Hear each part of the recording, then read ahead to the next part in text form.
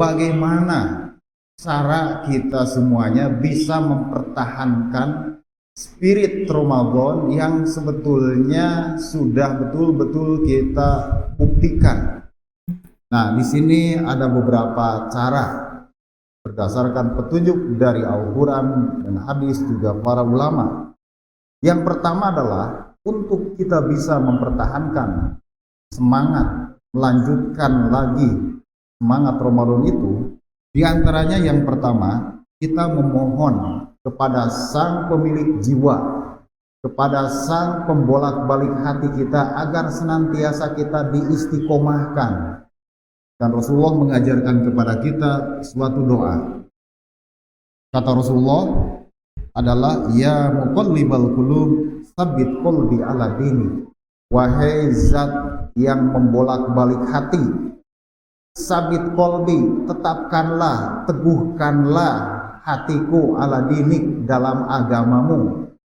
Jadi di sini Rasulullah mengajarkan satu doa kepada kita agar kita ini oleh Allah diberikan keistiqomahan.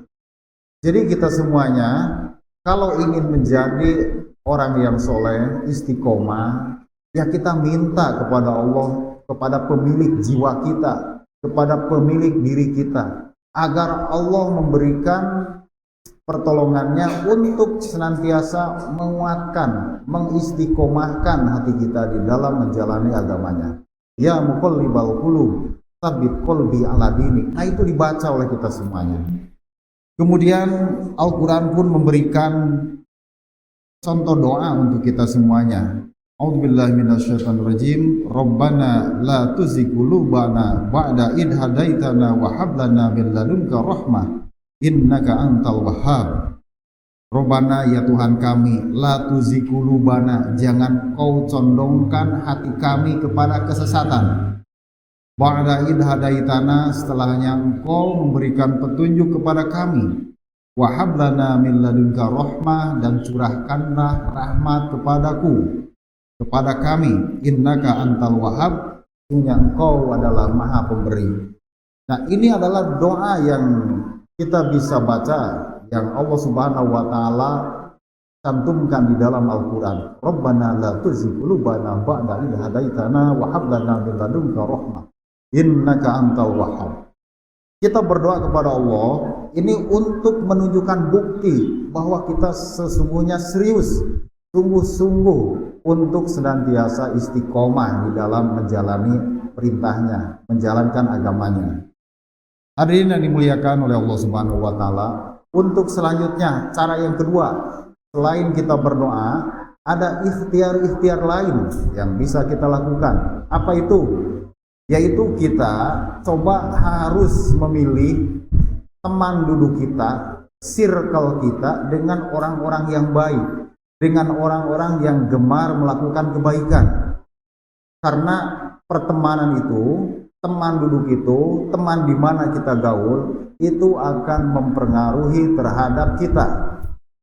Nah, oleh karena itu Rasulullah memberikan satu pesan kepada kita semuanya.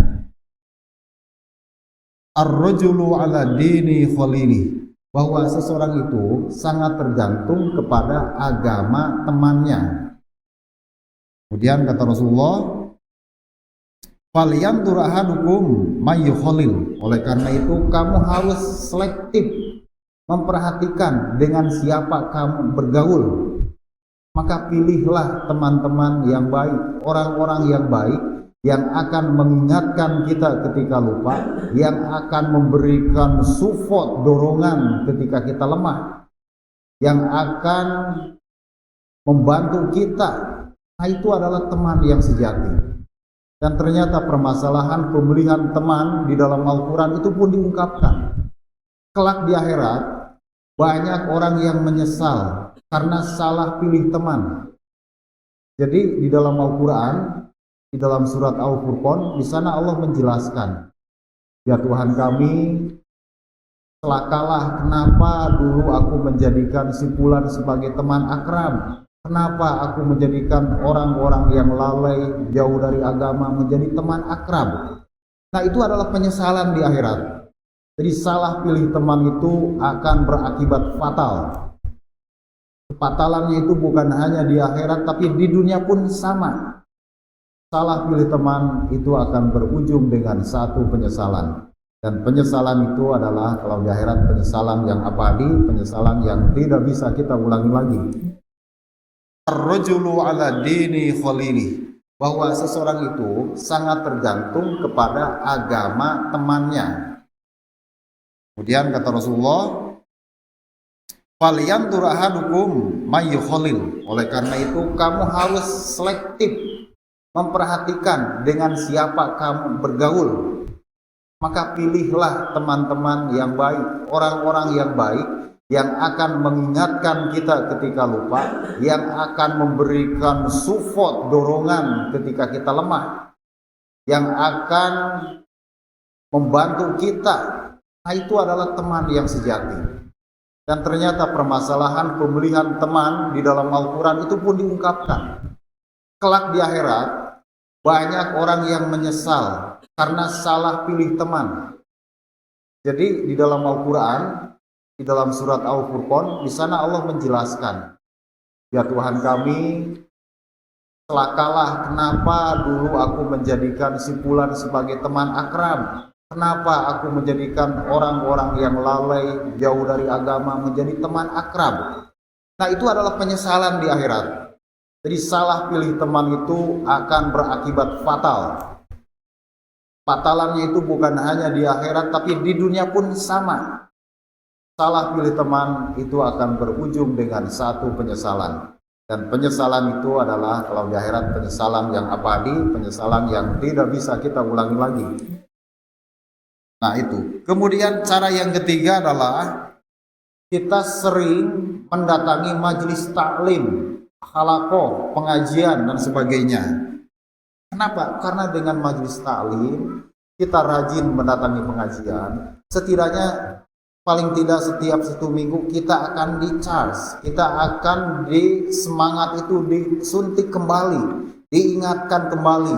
Ketika kita lupa diingatkan, ketika kita lalai dimotivasi dan sebagainya.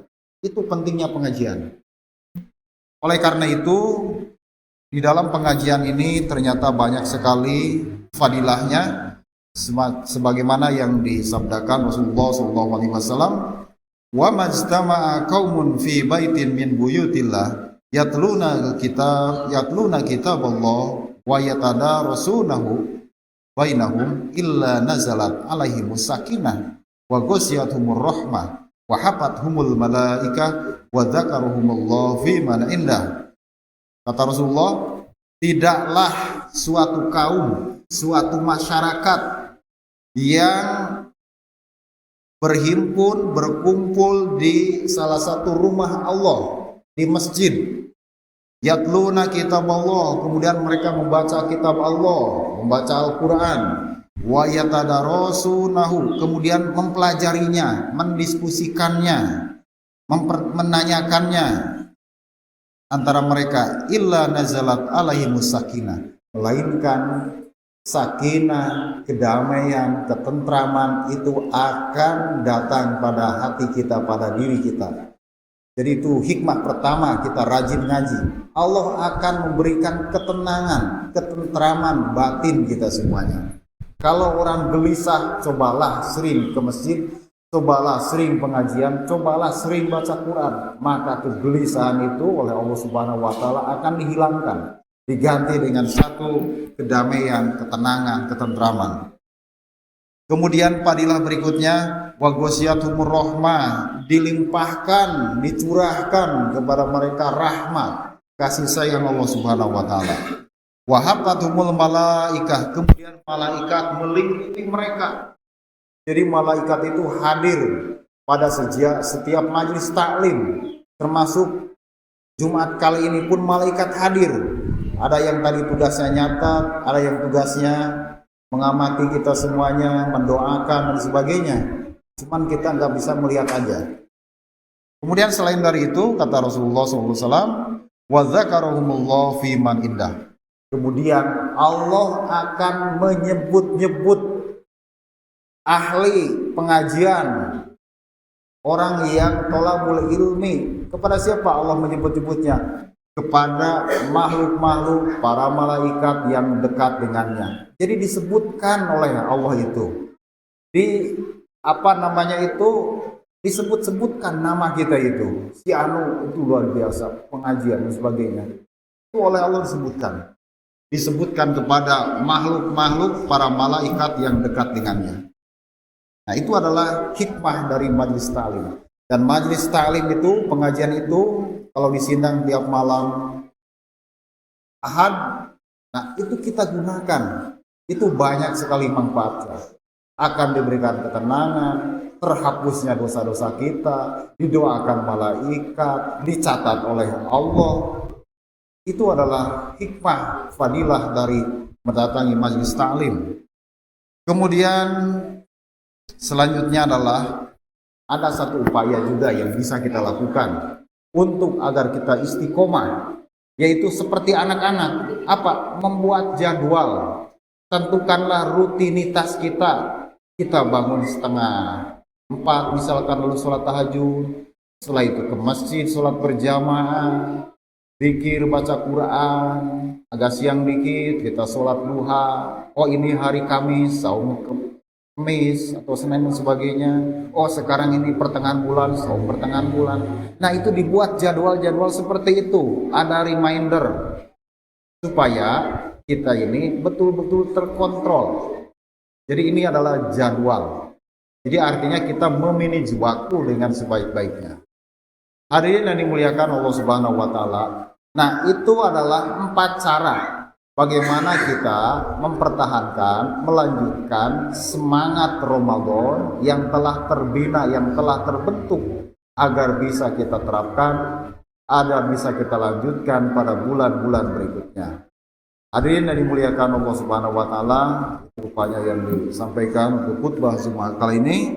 Rabbana la tuzigh qulubana ba'da idh hadaitana wa hab lana min ladunka rahmah innaka antal wahhab. Rabbana atina fid dunya hasanah wa fil akhirati hasanah wa qina adzabannar. Wassalamualaikum warahmatullahi wabarakatuh.